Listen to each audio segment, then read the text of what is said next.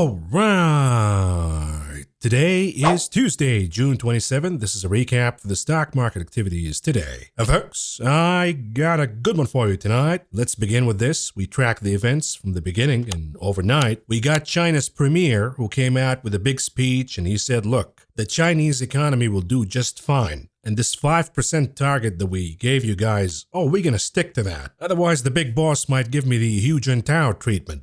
And it was a big speech. He talked about a lot of things, but we know that China's growth has been underwhelming, to say the least. And it appears that the 5% is not really happening. But the premier now says, bet on it. It's going to happen. We're going to start to grow faster in the second quarter. So right off the gate overnight, we see Chinese equities recovering. We see U.S. futures trading higher based on these comments from the premier. But he also says that economic barriers, and he's talking about the chip war, the restrictions, and the economic hegemony by the United States and its allies. But anyhow, he says that economic barriers will lead to confrontation. Now, what does that mean? China's going to confront the United States. It means that the chip war will get even hotter and more dangerous. And of course, the premier blasted Western efforts to remove China from the supply chain. I mean, they see what's going on. They see the invitation to Indian Prime Minister Modi. And they see the efforts by Western companies to diversify the supply chain away from China into India, into Vietnam, into other countries. So at some point, we're going to have a confrontation with China. It's a survival issue for them. But here's the problem, folks. The premier can talk all he wants about, the second half is going to be pretty good, and we're going to get to the 5% target. If they do, in my opinion, it's going to be by cooking the numbers.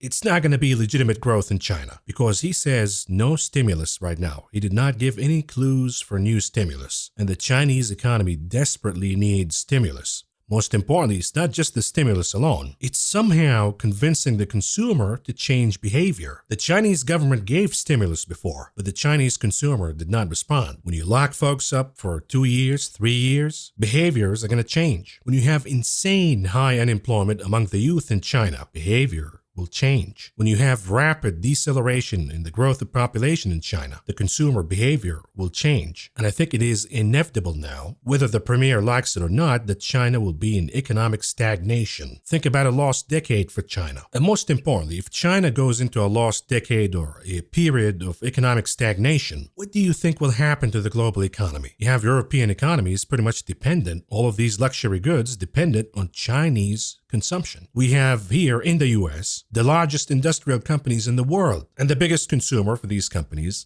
is China. In other words, China is too big to fail. If China goes down, the global economy goes down with it. But there is, of course, a flip side to this coin. What if indeed China recovers and we start to see lots of consumption in the Chinese economy and the premier turns out to be right? Then this will come with higher global inflation. The Chinese demand on oil, grains, metals, meats will increase higher, which means higher inflation worldwide, and central banks will have to keep rates higher for longer. Either way, it's a bad economic outcome, whether China fails or recovers. Keep that in mind. Now we have to segue to the macro data that we got here for the domestic economy, and boy, the data came out hot.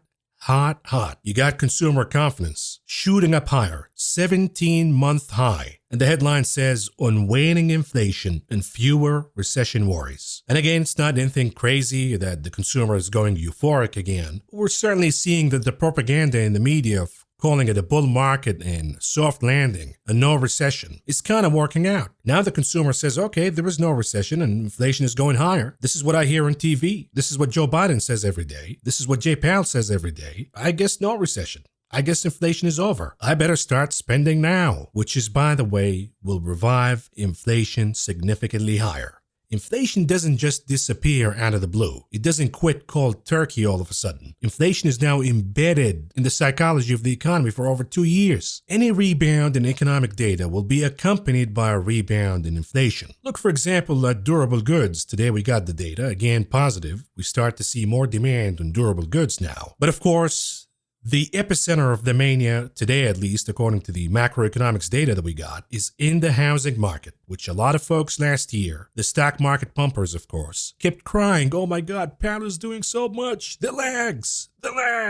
Look at the real estate market. It's in a recession. It's crashing. And we said in this channel, the real estate market is not in a recession. The real estate market has incredible aggregate demand. It is the epicenter of inflation. It's not going to go down without the Fed cracking the economy and producing higher unemployment. Otherwise, housing inflation is going to rebound like you have never seen before. And of course, these same people who cried last year that the Fed is doing too much, all of a sudden now they don't even care. Or what lags? What are we talking about lags? There are no lags. And even if there are lags, we don't even care anymore. Because AI. Oh, the Fed is about to raise rates even more? Sure, no problem. AI. Oh, inflation is going to rebound higher? AI. Oh, you're sick and you're about to die from cancer? AI. And today we got the S&P Case-Shiller Home Index. And sure, year on year, prices are negative. But if we look at month on month, look at this. Prices are recovering and they're exploding higher rapidly. Liz Young says it looks like there is a significant acceleration occurring in the month-on-month home price growth, with the last 4 months of data coming in higher than the median estimates, considering it could increase shelter's contribution to the CPI. Bingo, bingo. That's what's about to happen. So when the good professor from Wharton, who's been screaming at the top of his lungs since last year, oh, the shelter is a lagging indicator. Oh, it is still lagging a year later. Shelter is still lagging. Well, you wait. You wait till you see these shelter readings actually moving back above 1% month on month. And by the way, the Fed is pausing exactly at the wrong time. They pause 5 minutes later. Here's the headline. New home sales surged 20% in May from a year ago. Home sales are exploding higher now, despite the fact that we have a 7% mortgage rate. What could go wrong here, folks? You got all of these people now buying homes at elevated prices with 7% mortgage rates. What happens when the economy finally falls into a recession? All of these weak hands who stampeded because of FOMO, they have to get out. They have to scramble to get out. And this will exacerbate the crash. We see the same thing happening in the stock market. You have all of these weak hands now stampeding in the largest stocks in the world. At the hint of the first scare, real one since Silicon Valley Bank, you're going to start to see all of these weak hands stampeding to the exit door. And that exacerbates the magnitude of the crash. But until then, what we have on hand right now is re-inflation in the economy, led by housing, led by construction. When you look at residential investment contribution to the GDP, it's going positive, which means the GDP will go higher. But is that a soft landing really? Because wouldn't it be accompanied by higher inflation? You can't have your cake and eat it too. You can't just have a positive GDP without re-inflation in the economy.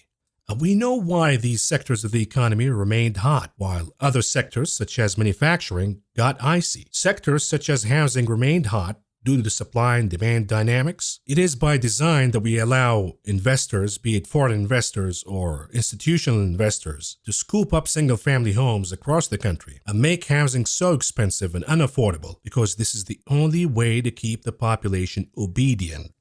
If all Americans have access to cheap housing, and if most Americans own homes, have the security of owning a home, they get to choose who they work for. They get to choose what kind of job they want to do. But when they're desperate to pay rent, to pay a mortgage, they have to take whatever you give them. And the Joey B administration right now is spending like a drunken sailor, money on construction all over the place. And therefore, we see construction and homes becoming really, really hot sectors in the economy, refusing to go down despite interest rate hikes. And now they're leading reinflation in the economy. You know, everybody talks about the stock market rally, that it's so limited, it's just the big caps. Sure, but there are also secret rallies going on. When you look at construction companies, for example, such as VMC Vulcan, this is a monthly chart. Look at this, all-time highs. You look at Martin Marietta, all-time highs. Why? Because the fiscal spending is on steroids right now. Is that good? Is that bad?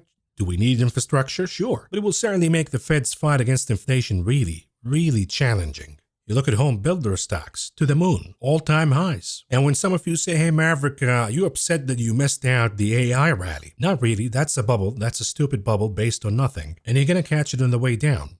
There's nothing to be upset about. There's a lot to be excited about. That you're going to short these names and take them down. But you got to be really, really careful with these big cap names. They're not the stay-at-home names. They're not the EV names. They're not the cannabis mania names. They're the largest stocks in the world. So your timing has to be impeccable. And we're not there yet. But you know what rally I'm upset about missing on? It's the home builders rally. These stocks were cheap. You could argue they're still cheap. And of course, when you think about it, it was a no-brainer. Everybody saw these home builders names because, the Fed is raising rates, and when the Fed raises rates, the real estate sector suffers. But we knew the dynamics. We knew that the supply is way short of demand in the long run. And on top of that, the Fed is a wuss they're not going to do the job, so we're going to see these names rebounding and recovering really fast because the aggregate demand is too high. But luckily for me and for some of you who've been watching the show for a while, we actually got some exposure to the housing mania. Not in the home builders exactly, but we got Owens Corning, OC. Let's go back about a year ago and hear what I said about it, what I got right, what I got wrong,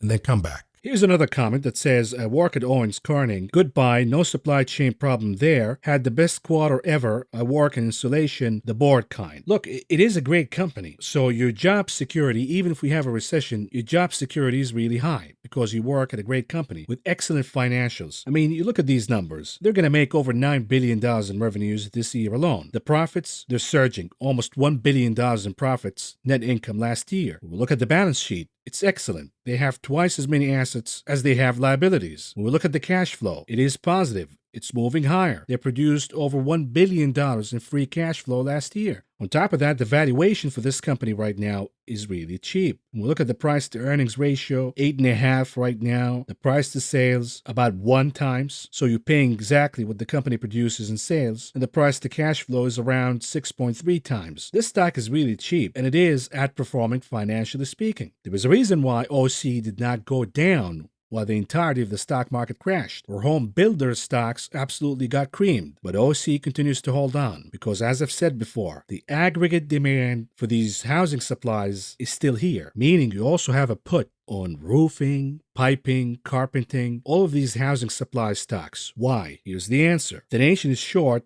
about several million homes, meaning sooner or later we have to build these homes. The demand is too high, the supply is nowhere to be found. Now, in a recession scenario, you're going to see folks losing their jobs, dumping their homes, getting out of mortgages. You're going to see these criminals, these investing companies who are scooping single-family homes in American suburbs. They're going to fold and dump these houses, so the supply is going to come out. But that doesn't solve the core problem in the housing market, which is the fact that we're short millions of homes. Millions of homes have to be built in this country. So yes, the home builders might pause the construction under unfavorable times, such as in a recession, for example. But even in a recession, if the prices of these insulation and roofing supplies and piping supplies go down, guess what? These home builders will take the advantage of these lower prices and buy. So there is a put. These prices are not going to go too low. You're still going to see strong sales in Owens Corning even under a recession because these home builders have to buy the supplies anyways. And they're going to take advantage in buying them while they're cheaper than right now, for example. So yes, I do like the stock. I never worked over there, but I hope you're happy. It's a great company from what I hear and what I know. So A, I hope that Sean is still alive and he still has a job. B, what I got wrong is overestimating the chances of a recession happening really fast and overestimating the Fed's resolve to do the job. The Fed wimped out. The moment people started barking and screaming at the Fed, they went down from 75 points 50 basis points to 25 to a pause. And these kind of stocks sniffed the weakness by the Fed and the revival of the housing mania and reinflation really fast, and they blasted higher. Now we look at Owens Corning, for example, weekly chart. Now a lot of you, if you own a chart like this, you get excited. Oh my God, next thing it's going to be 150, then 200, then to the moon. Not to me though, because these kind of impulsive rallies will force you to unload the position. They're supposed to be long-term investments. Yet when we see impulsive rallies like this, you gotta unload the position. And your long-term investment thesis has to go out of the window. But look at these home builder names. Look at this. All of them are up double digits for the year. I wish I got Pulte, PHM, but at least I got the second winner, OC. But you got Lennar doing pretty good, DR Horton, DHI doing pretty good, the XHB, the Home Builders Index, up over 30% for the year. Now, you think this kind of performance will come without reinflation in the economy? Think again. I don't have to sell it for you. Look at what's going on with lumber prices right now, up 50% since April. Oh, we're just warming up here, folks. The Fed made a huge mistake by pausing. And now even the IMF is calling them out. Markets are pricing in rate cuts too soon. Hey, Federal Reserve, Jay Powell, what are you doing here? You gotta send the memo. Nobody believes a damn thing you say. It's time for actions. Actions speak louder than words. You pause, you're giving us the green light to go insane. Inflation will come back.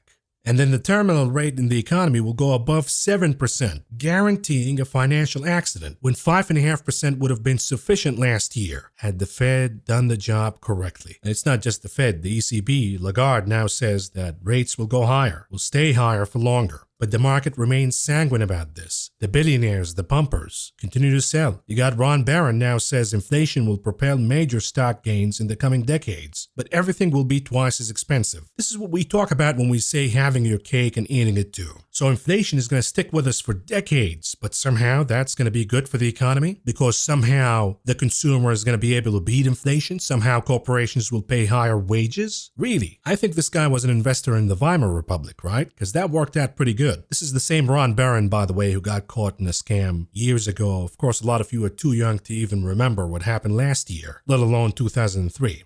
But anyways, this takes us all the way to Michael Burry, the Big Short, because somebody today brought this to my attention. Michael Burry supposedly said that inflation peaked. But it is not the last peak of this cycle. Okay, so far so good, I agree. Then he says we are likely to see CPI lower, possibly negative in the second half of 23. Not sure about that. And the US in recession by any definition. Fed will cut and government will stimulate, and we will have another inflation spike. It's not hard. I disagree. I think that we're seeing reinflation happening right now. And if we see what's going on with the base impacts, we have cover all the way till June. So the last CPI we got was about 4% year on year because we shaved off about 1% from the base impacts alone. Next month, in June, we're going to shave off about 1.2%, so my expectations are CPI will be in the threes. And of course, we're going to have a jubilee. Everybody's going to jerk off all over the place. Inflation is over. It's done. Then comes July. And if we start to see commodities inflation picking up, natural gas is up, lumber is up, a lot of softs are up, meats are surging higher, grains are now recovering. If oil recovers, if a lot of services inflation picks up steam, if shelter inflation, as we see right now from the data that we got today, continues to reinflate, then that July reading will be a shocker, and that will be the moment of no return. The Fed will have to do 50, if not 75 basis points right off the gate, and the Fed funds rate will go to 6.5%, 7% until something blows up, and something will blow up. This is how this thing is going to end. Under no circumstances that inflation is going to say, you know what, guys? It was nice spending time with you, but I'm moving out to Romania now.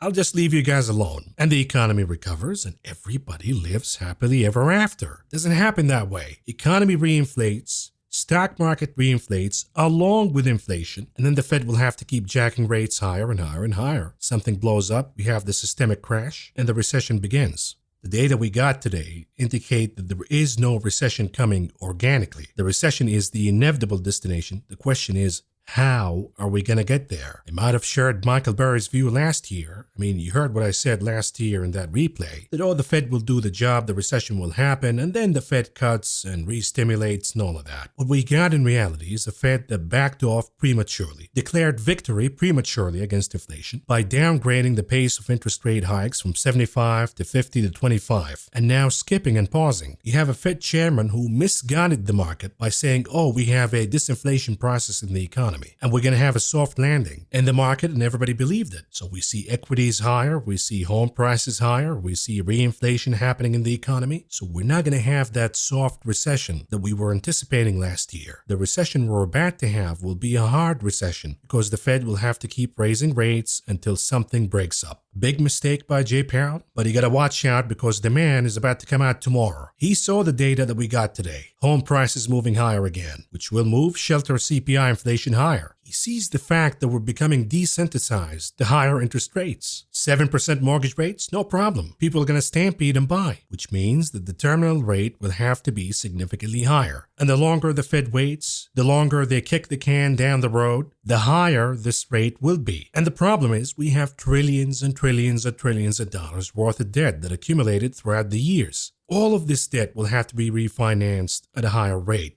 And now this rate keeps moving higher and higher and higher. And Jay Powell will be out tomorrow. And my hunch is he's going to crack your little heads so hard because he knows he made a mistake. We look at the chart of the triple Qs, the NASDAQ. Look at this. We have a technical market now. So we look at the Bollinger Bands, we get a pullback all the way to the average. Now we have a rebound, of course, fueled by an insane amount of zero DTE call options. We're talking about billions and billions of dollars in notional volume in a few contracts in zero DTEs. That's it. Look at the SPY. The volume exceeded 1 million on 3 contracts alone. Zero DTEs. all calls. The notional volume of trading these 3 contracts alone today exceeded $4 billion. But folks, we're going to talk about this and a lot more in part number 2 of the coverage. Market analysis, charts, options, everything. So if you happen to be a member of the channel, stick around. We have part number 2 coming up. Other than that, this is all I got for you for tonight. Thank you for listening. Thank you for watching. And I will talk to you again tomorrow. Good night.